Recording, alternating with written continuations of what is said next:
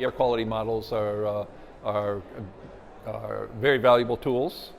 They are now community models, so they're available. Information needed to run these models, like emissions inventories, need to be improved locally, but we now have the capacity, we have global estimates of emissions, so now we can actually run these models anywhere in the world. In the past we weren't able to do that, so these tools can be used immediately to help start the process of air quality management. And then we have a growing capacity for observations through satellites that also allow us to obtain observations anywhere in the world. And that capacity is going to grow tremendously over the next few years as we launch new assets. The final thing that I'd like to say about modeling is that this conference and other applications for health impacts have really focused on long-term, exposures on an annual basis, and the models can help to provide that information.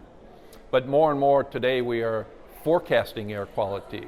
We're providing outlooks for air quality over the next 5 days with high resolution, and so we have these predicted values of peak exposures, and now more and more that as a public health tool, people can learn about those. 2 days from now we're expecting a high pollution event, so they can take intervention, stay inside, exercise at a different time, whatever. So that's a benefit that is underutilized, I think. And then in addition, many regions are actually taking emission control strategies.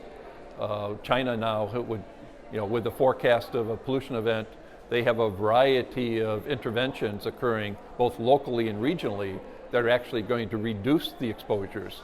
So there's this sort of information that I think are additional health benefits coming from air pollution forecast and the controls that we haven't yet learned how to explore. So I think that's another tool, another application of models that are going to be more and more useful in the public health arena. So.